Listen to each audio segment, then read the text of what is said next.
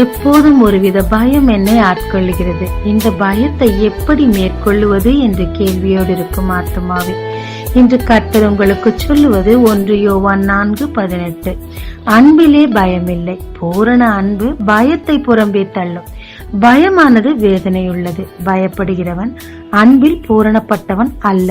மத்தேயு 25 எஜமான் 10:5-1 என்று தன்னுடைய தாளந்துகளை கொடுத்துவிட்டு ஊருக்கு சென்றார்.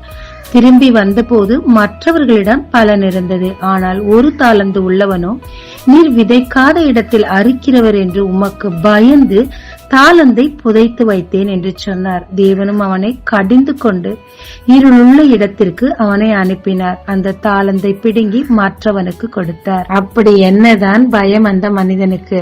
ரிஸ்க் எடுக்க ரொம்ப ரொம்ப பயங்க. ஏன்னா அந்த எஜமான் கடினம் உள்ளவர்.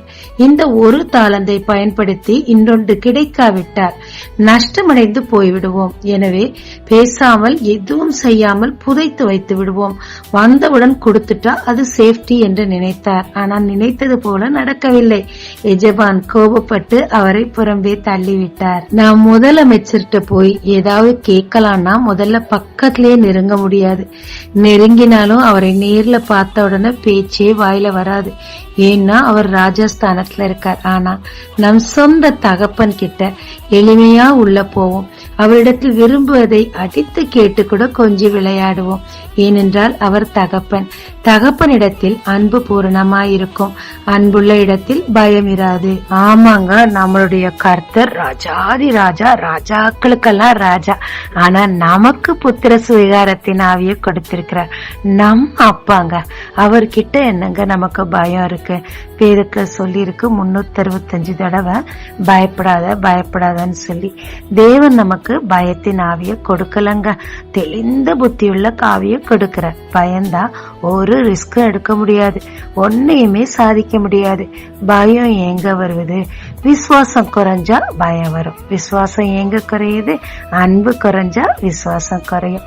இந்த குறையோட நம்ம தேவனை ப்ளீஸ் பண்ணவே முடியாதுங்க. தேவன் மேல அதிக அன்பாருங்க, விசுவாசத்தை பெருக்கிக் கொள்ளுங்க, பயத்தை ஆட்டோமேட்டிக்கா மேற்கொள்ளலாங்க. ஜெபிக்கலாமாங்க. தேவரே, இந்த பயத்தை நான் மேற்கொள்ள உதவி செய்யும். உம்மை முழுமையாய் பூரணமாய் நேசிக்க கிருபை தாரும். இயேசு மூலம் பிதாவே, ஆமென். இயேசு கிறிஸ்துவின் நாமத்தில் இந்த நாளில் உங்களை ஆசீர்வதிக்கும் ஜீசஸ் விஷன்.